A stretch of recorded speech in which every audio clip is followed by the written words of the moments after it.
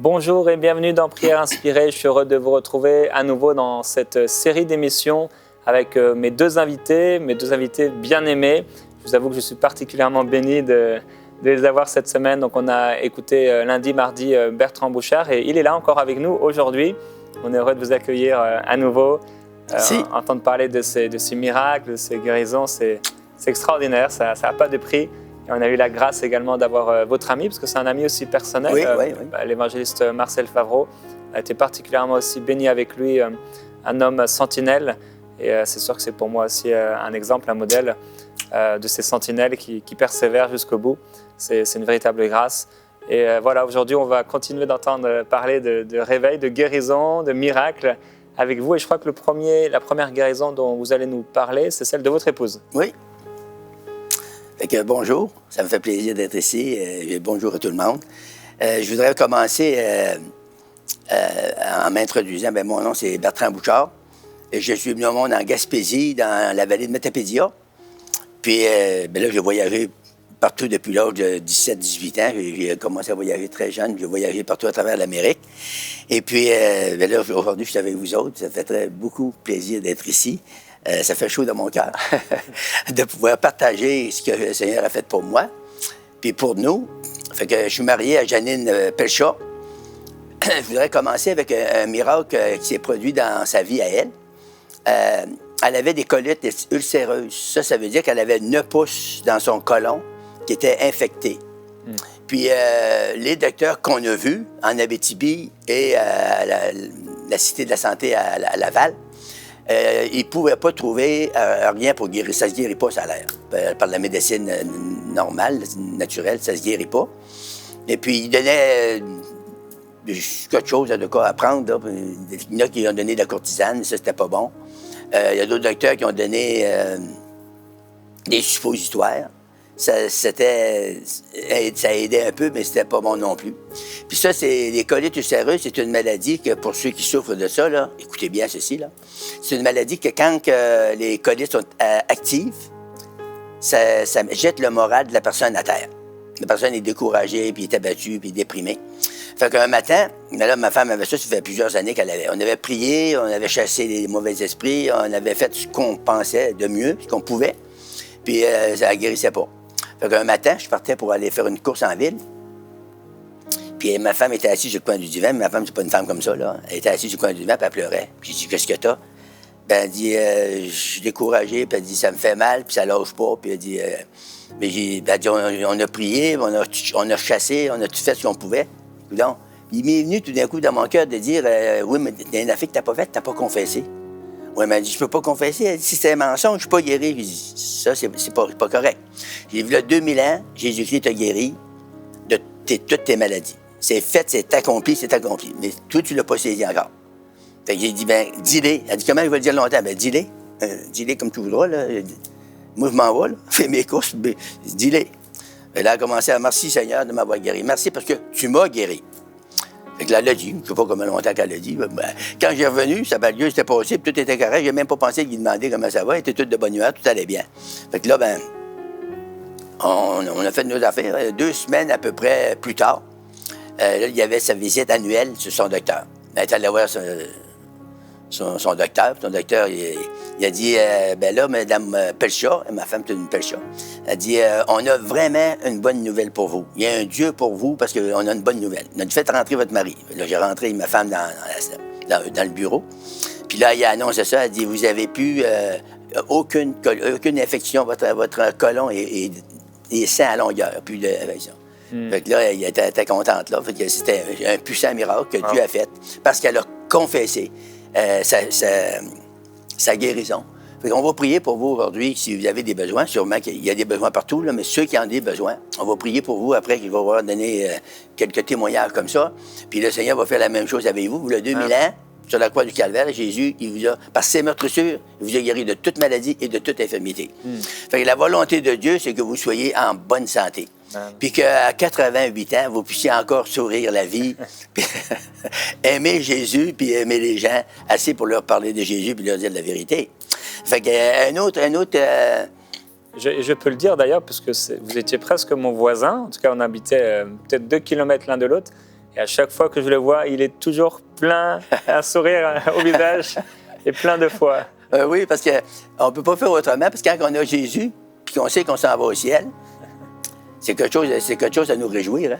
Hein? C'est vraiment, ça touche nos cœurs, c'est profond, c'est réel. Une autre expérience qui est frappante, c'est que je travaillais, moi, sur les feux de forêt à Port-Cartier, ça c'est dans le nord, sur la Côte-Nord, pas loin de Sept-Îles. Je travaillais là, puis j'étais parmi les...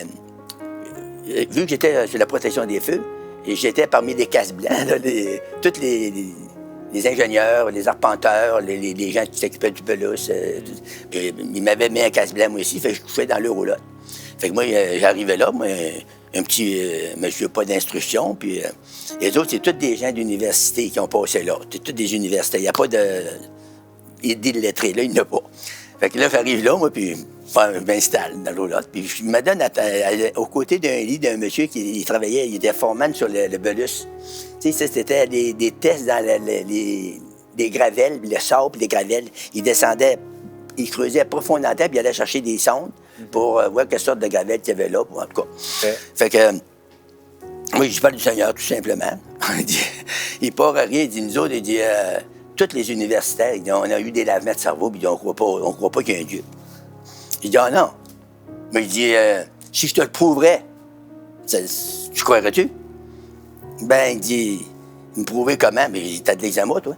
Il y avait des eczéma partout, des mains d'enseigner des jambes. Ouais. Puis il était une grosse eczéma.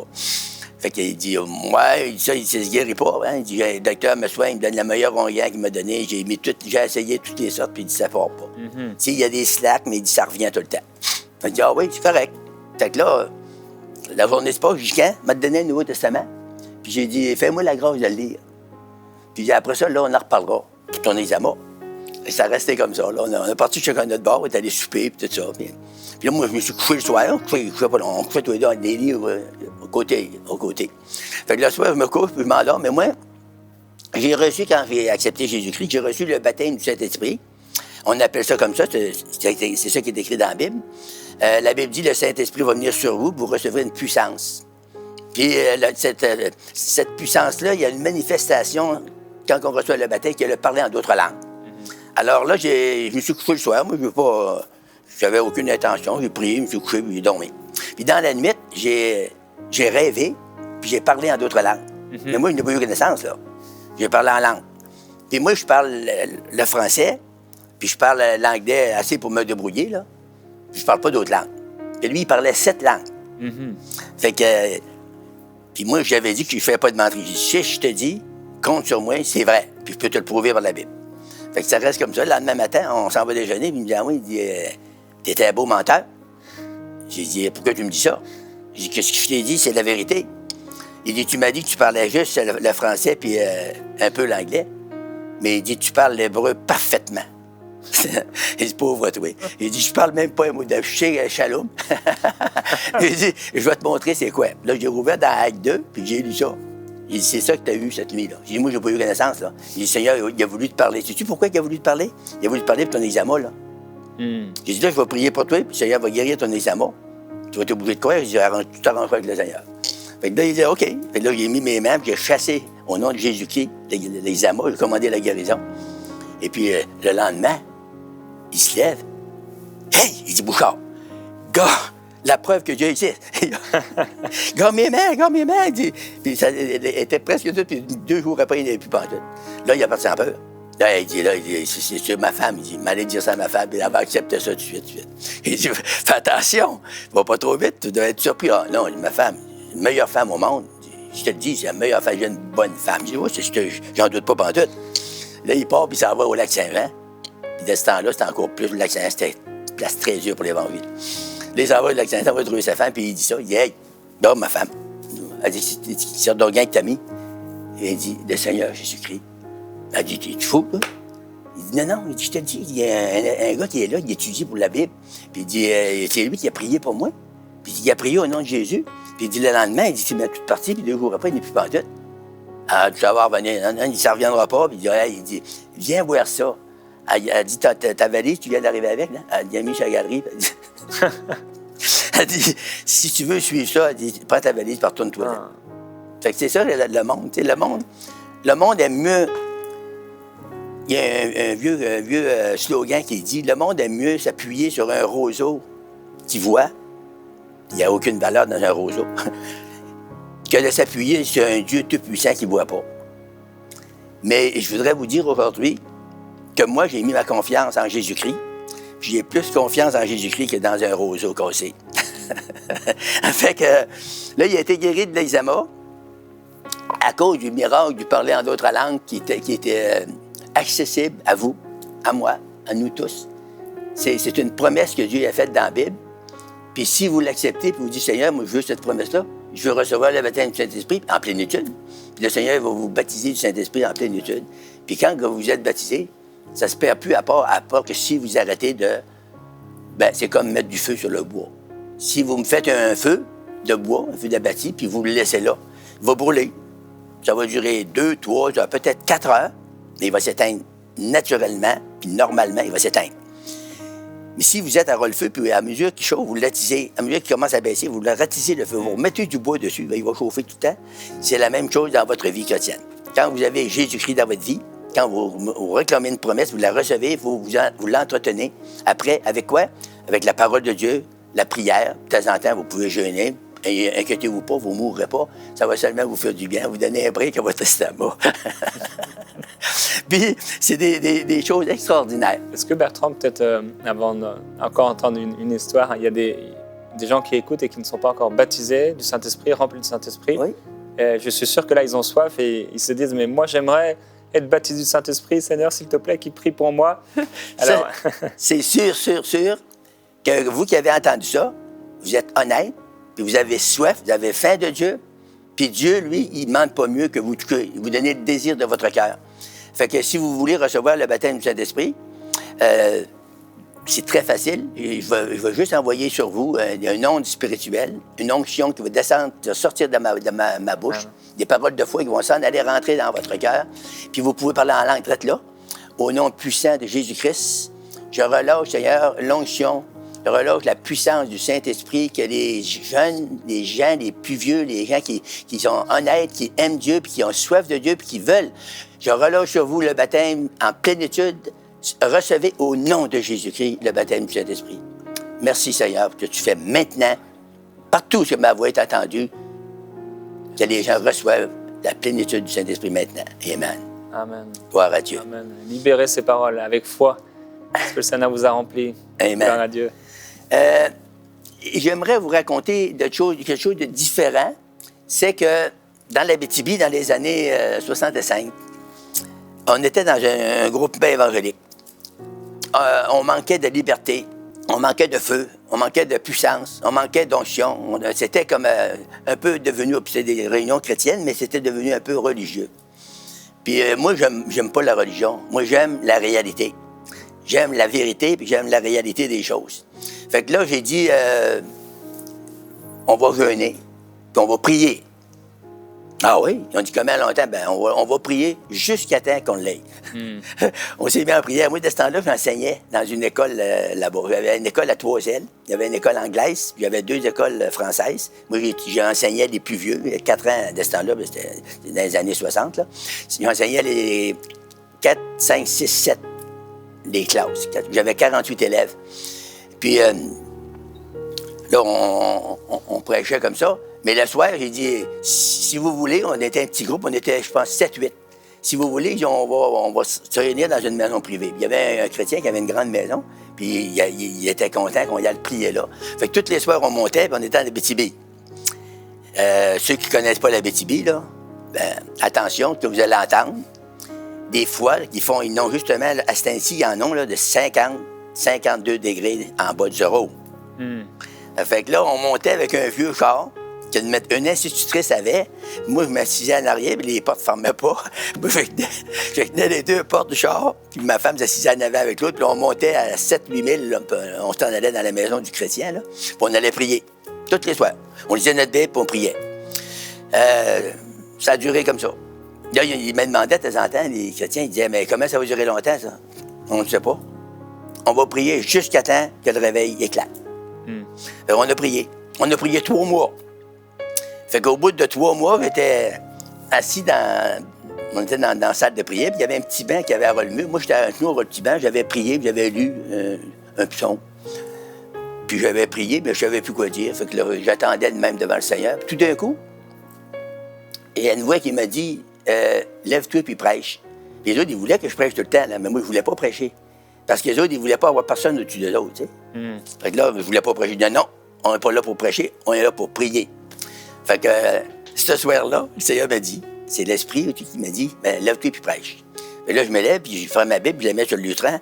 Puis j'ai dit, je vais prêcher à toi. Allons, on dit, gloire à Dieu, merci Seigneur. Non, tu t'entends. OK. On était rendu à peu près 35. Ça avait monté, là. On était à peu près 35. Mais ça priait, là. Ça priait vraiment avec des tripes. Fait que, moi, j'avais dit au Seigneur, non, je ne veux pas prêcher. Ils veulent pas, ils n'en veulent pas de pasteur, je veux pas prêcher. Puis le Seigneur m'a dit 2 fois, puis la 2e fois, le cœur a commencé à me battre. Il dit, oh, là, c'est le Seigneur. Fait que là, il m'a prêché. Mais j'ai dit au Seigneur, il faut le prêcher, mais à une condition. Et je vais prêcher, mais je veux que quand je vais commencer à ouvrir la bouche, puis je vais dire au nom de Jésus-Christ, je veux que ton esprit tombe sur tout le monde qu'il y a là, sans exception de personne. Puis à partir de là, il n'y a plus personne qui va m'arrêter de prêcher. Je vais prêcher coûte que coûte. Vous aviez déjà prêché ou oui, pas? j'avais déjà prêché. Okay. Mais là, dans le groupe qu'on était, il n'y en avait pas de liberté. Bon. Fait que là, j'ai dit au monde, OK, levez-vous. On va prier. Fait que là, le monde se lève, puis moi, j'ai levé mes mains comme ça, puis j'ai dit, au nom de Jésus-Christ, en disant ça, la puissance de Dieu a tombé. En tout cas, là, la meilleure manière pour expliquer ça, c'est quand tu rouvres ta douche. Tu sais, c'est bien sec, là. Tu rouvres ta douche, ça te tombe sur la tête, là. Puis ça a fait de même toute l'assemblée. Les 35 personnes sont mis à crier, à pleurer, à rire, à danser, à parler en d'autres langues. Là, j'ai prié pour des gens. Il y avait des gens qui avaient des mauvais esprits. Ils roulaient à terre. Ils ont été délivrés complètement. Ils sont mis à parler en d'autres langues avec les autres. Il y a eu 10 personnes qui sont données au Seigneur. Il y en avait 22 qui ont reçu le baptême du Saint-Esprit. Là, ça a travaillé. On a monté, en tout cas, à 70. Dans quelques mois, on a monté à 70. La maison, on était dans la maison encore. Il y avait jeté mur à terre. On avait rempli la maison bien pleine. Ouais, fait que c'est un réveil surnaturel. Vous allez dire, c'est pas de même que la Bible enseigne ça. Oui, c'est dans la Bible, parce que dans la chambre haute, c'est ça qui est arrivé. L'Esprit est descendu, puis tous les gens sont mis à parler en d'autres langues. Ils parlaient de toutes les langues d'alentour, puis les gens ils étaient étonnés de voir que les gens, ils savaient que c'était des gens de Galilée qui n'avaient pas appris cette langue-là, puis ils parlaient en d'autres langues. Fait que ça les a tellement étonnés, ça a bouleversé le monde. L'apôtre Pierre, après la parole, il les a expliqué c'est quoi qui arrivait là. Et puis la Bible nous dit qu'il y en a eu 3000 de sauvés, hein, 5000, 3000 qui ont été sauvés d'un seul coup comme ça. Fait que quand on pense à ça, c'est biblique, c'est divin, c'est surnaturel, mais il y a aussi le réveil naturel qui devrait se faire dans tous les chrétiens devraient marcher dans le réveil, dans le sens que quand on est sauvé, le Seigneur ne nous sauve pas, il ne nous sauve pas de l'enfer. Oui, on est sauvé de l'enfer, mais c'est pas ça le but de Dieu. Le but de Dieu, il nous sauve pour nous utiliser après. Puis quand il nous sauve, c'est dans notre cœur. Il nous met cette passion, ce désir dans notre cœur. Puis quand on le fait, ben là, on est super béni. Ça fait comme les gens qui vieillissent, bénis, heureux, contents, en santé, avec toujours la même vision. La vision d'aider les autres. On a tout ce qu'il faut pour aider les gens. On a la parole de Dieu qui est sacrée, qui est pure, qui est sainte. Toutes les instructions sont là-dedans, sans erreur. Le salut de Dieu dans ça, c'est parfait. Les promesses de Dieu sont là. Puis ils sont oui et amen en Jésus-Christ. Des fois, il y a des gens qui me demandent « Hey, c'est qui que tu as prié? As-tu prié Saint-Joseph? As-tu prié Marie? As-tu prié Saint-Antoine de Padoue? » Non, je ne prie plus Saint-Antoine de Padoue. Je prie au nom de Jésus-Christ. Jésus il a dit tout. Écoutez, là, il a dit tout ce que vous demanderez. En mon nom, je le ferai. Ça fait que c'est quoi que vous avez dans votre cœur? C'est quoi que vous voulez demander au Seigneur aujourd'hui? Moi, aujourd'hui, je me sens tellement bien, je me sens tellement heureux d'avoir le privilège avec le frère Sordrel de vous parler de Jésus-Christ, puis de vous dire des paroles de vérité. Tu sais, le monde, toi, puis moi, on a faim de justice, on a faim de vérité, on a faim de boire des eaux vives. La Bible, c'est plein de ça. Fait que si je prie pour vous aujourd'hui, au nom de Jésus-Christ, je voudrais que vous sachiez maintenant qu'il va se passer quelque chose dans votre vie. Si vous êtes malade, vous allez guérir. Si vous êtes tourmenté par des mauvais esprits, vous allez être délivré. Si vous avez soif pour le baptême de cet esprit, vous allez le recevoir. Et si vous avez faim de Jésus, Jésus veut vous sauver. C'est-à-dire qu'il veut mettre la paix dans votre cœur. Il veut enlever le fardeau de culpabilité que le péché vous tient, le captif. Là. Bien, le Seigneur va enlever ça. Il est venu pour délivrer les captifs. Fait attendons-nous au Seigneur pour ça. Et puis, je vais vous raconter une autre petite histoire de réveil. Il y a plusieurs années ici à Granby, là. C'était à Rushton Pond. C'est une petite ville à peu près, je sais pas, un petit village là, à peu près 10 000, 12 000, 15 000 de Granby. De ce temps-là, moi, je restais en Abitibi, mais j'étais venu prêcher à Granby sur un ami. Puis j'avais prêché 3 semaines de temps. Lui était parti, lui c'était un voyageur de commerce, il était parti vendre dans le Nouveau-Brunswick. Puis il m'avait dit, il y avait une petite affaire à arranger, il dit, check ça dans l'église, puis il dit, parce que je prêchais sur le réveil, puis la puissance de Dieu. Toutes les jours, on avait des bonnes réunions, mais dans 3 semaines, il y avait une femme de Rushton Pond qui avait été sauvée. Fait que, elle avait eu une belle expérience, mais moi, je n'étais pas satisfait de ça, puis pas du tout, là.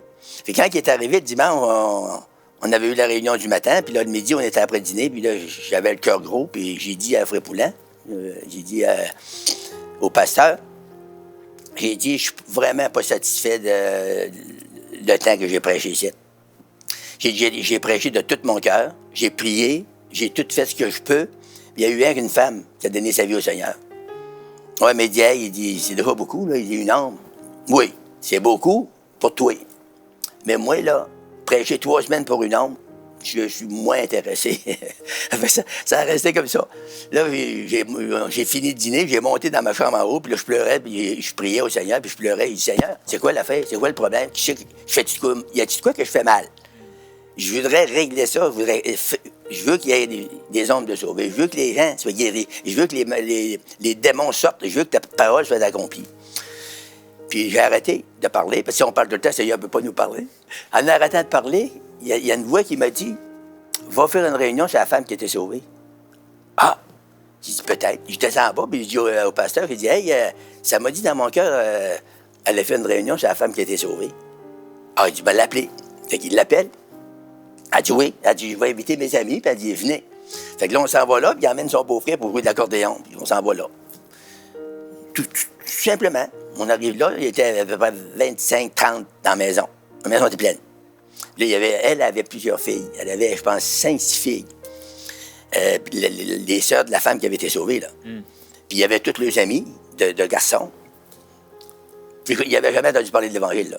Jamais, à part qu'elle qui venait d'être sauvée, là. Fait qu'on arrive là, puis on se présente, puis on commence à chanter des chants. Puis d'autres petits gars jouaient de l'accordéon. Juste avant qu'on prenne la parole, c'est moi qui prêchais, mais j'ai pas eu le temps de prêcher. Là, on sentait l'esprit, c'était bon dans les chants. Je m'allais m'en aller au lutrin pour aller partager la parole. Mais comme que je m'en vais là, ça me disait de chanter un autre petit cœur. Fait que je dis, on va chanter un autre petit cœur. Mais on a commencé à chanter le petit cœur, on n'a pas été capable d'aller plus loin. La puissance de Dieu a tombé, là. Il y avait une forte orage, là. Ça a tombé sur toute l'assemblée qu'il y avait là. Puis là, les autres, ils n'avaient jamais entendu parler du Seigneur, là. Le baptême du Saint-Esprit, ils ne connaissaient rien de ça. Là, ça s'est mis à crier au Seigneur. Puis là, ça parlait en d'autres langues. Personne ne nous avait enseigné ça. Vois-tu comment l'Esprit, c'est puissant? Il parlait en d'autres langues, là, presque toutes. Puis il y en avait une qui a tombé à terre, puis elle roulait à terre, puis on a vu que la manifestation n'était pas bonne. On a chassé le démon, la femme a été délivrée, elle s'est levée, elle s'est bien dansée avec les autres. Puis là, on a vu des guérisons, on était hors de notre contrôle. La puissance de Dieu avait pris le contrôle, puis les gens, ils ont crié, ils ont dansé, ils ont pleuré, ils ont ri. Puis là, il y avait une femme qui faisait je ne sais pas si c'est le vrai mot, stropique. Une femme qui était une grosse madame, était vraiment forte de taille. Puis en plus, elle avait une fièvre, elle avait une maladie qui avait tombé sur son corps. Elle était elle était alitée, elle était couchée. Puis là, ils nous ont demandé, ils ont dit, iriez-vous prier pour notre sœur, parente avec eux autres? Ils ont dit, elle est très malade, puis elle est stropique. Bon, on a dit oui. On est parti pour rentrer dans la chambre, mais quand comme qu'on mettait le pied dans la porte de chambre, la présence de Dieu, là, c'était tellement puissant. On s'est senti comme enveloppé. C'est pareil que tu aurais pogné comme ça, là, un amour, là, une affaire, c'est pas explicable, là, avec des paroles humaines. Là. On a senti la présence de Dieu, là, c'était extraordinaire. Puis là, on est allé mettre les mains sur les femmes. En mettant les mains dessus, là, on a juste dit, oh non, Jésus, on n'a pas eu le temps de rien faire. La femme dit, ouf, elle s'est levée, puis elle s'est mise à battre des mains avec nous autres. Elle s'est levée debout, elle s'est emmenée à la porte, puis elle était debout. Je la vois encore. Elle battait des mains, puis elle chantait, puis elle était touchée. Puis elle a, dans une semaine, c'est ça, dans une semaine, elle a perdu 100 livres. Wow. C'est Dieu qui se manifeste à nous. C'est ça qu'il est dit dans sa parole. Puis si on est là, on fait juste se présenter là. Bien, le Seigneur déverse son esprit en nous puis sur nous. Puis il se produit toutes sortes d'affaires. De ce temps-là, il peut arriver n'importe quel miracle. Est-ce que pour terminer, vous pourriez prier pour les gens? Oui, oui. J'aimerais ça. Prier avec vous. Là, vous avez donné la fin un peu, là. La soif, j'espère. Que vous allez juste croire les paroles que je vais dire. Ces paroles que j'ai dites, c'est des paroles de foi. Ils vont sortir de mon esprit, ils vont rentrer dans le vôtre. Votre cœur est ouvert, là. C'est ça que ça veut dire. L'esprit, c'est dans votre cœur. Ça va rentrer dans votre cœur, puis l'esprit de Dieu va commencer à travailler dans votre corps. Des cancers, des diabètes ou maladies nerveuses, le stress, des angoisses que le monde souffre, les esprits de ténèbres, les moments de peur. Il y a des gens de vous qui ne dormaient pas la nuit. Des nuits, vous êtes tourmentés, vous ne pouvez pas dormir. Mais là, on va casser ça, OK? Faites Dieu vous accorder avec nous. Au nom puissant de Jésus-Christ, je viens contre tout esprit de ténèbres. Je brise ça dans le nom de Jésus-Christ. Je résiste ça jusque dans les lieux arides des ténèbres. Je commande la guérison dans votre corps, de la tête aux pieds, de toute maladie. Je commande à tout cancer de mourir et de quitter votre corps. Je commande à la diabète, au nom puissant de Jésus-Christ. Je casse cet esprit méchant, destructeur, qui détruit vos corps. Soyez complètement libérés par la puissance surnaturelle de Jésus-Christ maintenant. Je relâche ça sur vous dans le nom de Jésus-Christ. Soyez bénis, soyez baptisés dans la plénitude du Saint-Esprit. N'ayez pas peur de rentrer dans votre chambre et dire à Jésus le soir, levez vos bras en l'air et dites à Jésus, Seigneur, viens, j'ai besoin de toi. Secours-moi, Seigneur. Puis l'Esprit de Dieu va tomber sur vous. Vous allez voir le bénéfice que ça peut vous donner dans votre esprit, dans votre âme, dans votre corps, dans vos émotions, dans vos finances. Dieu veut que chacun de vous, que vous soyez prospère. Donc, arrêtons d'être incrédule, de douter de la parole de Dieu. Mettez-vous dans la parole de Dieu. Achetez-vous une Bible. Vous paierez le prix que ça voudra. Une Bible, il n'y a pas de prix pour ça. Puis quelqu'un, un chrétien à quelque part, vous avez sûrement entendu parler d'un chrétien à quelque part, allez le voir et demandez-y, il va vous en donner une. Ça ne vous coûtera pas un sou. Puis là, vous commencez à la lire, puis vous commencez à la croire, puis vous commencez à recevoir les bénéfices de Dieu. Puis Dieu va vous bénir énormément. Fait que soyez richement bénis dans le nom de Jésus. Merci beaucoup. Merci. À bientôt. On vous retrouvera dans les prochaines semaines. OK. À bientôt. Merci, Jérémie.